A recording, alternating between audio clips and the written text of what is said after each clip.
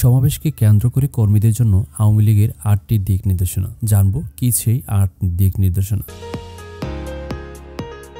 আজ রবিবার গুলিস্তানের শহীদ নূর হোসেন দিবস উপলক্ষে আয়োজিত সমাবেশ আগে আওয়ামী লীগ তাদের কর্মীদের জন্য ৮টি দফা দিক নির্দেশনা জারি করেছেন।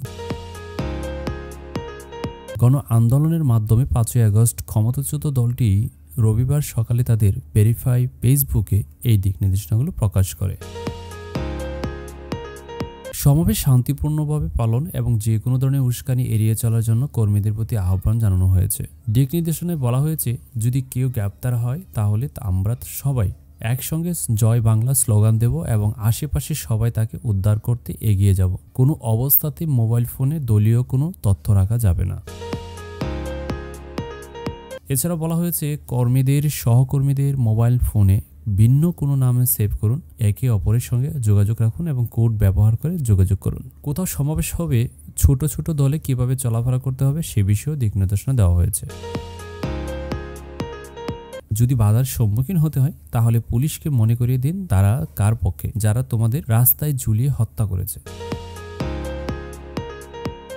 সেনাবাহিনীর সঙ্গে কোনো বিতর্কে জড়াবেন না, কারণ তারা মিছিল বা সবাই বাধা দেবে না, নির্দেশনায় বলা হয়েছে। শপথ নিচ্ছেন ৫ নতুন উপদেষ্টা। অন্তর্বর্তী সরকারের উপদেষ্টা পরিষদ আরও সম্প্রসারিত হচ্ছে।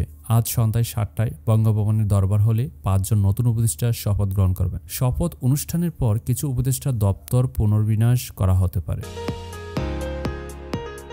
অন্তর্বর্তী সরকারের একজন ঊর্ধ্বতন কর্মকর্তা বিষয়টি নিশ্চিত করে বলেছেন, হ্যাঁ, পরিষদ সম্প্রসারিত হচ্ছে।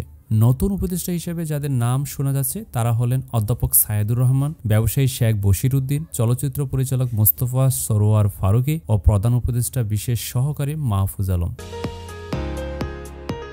তবে বিষয়টি নিশ্চিত করা বলা যাচ্ছে না। শপথ গ্রহণের অনুষ্ঠানের জন্য বঙ্গভবনের দরবার হলে সব প্রস্তুতি শপথ হয়েছে। সরকারের ঊর্ধ্বতন কর্মকর্তা এবং বিশিষ্ট ব্যক্তিবর্গের উপস্থিতিতে শপথ গ্রহণ অনুষ্ঠানটি সম্পন্ন হবে।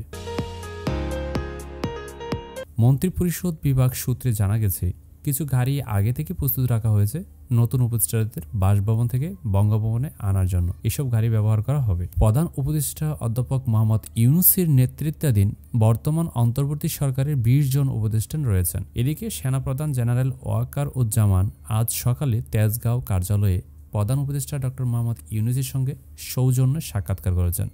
তবে সাক্ষাৎকারের বিষয়টি বিস্তারিত জানানো হয়নি।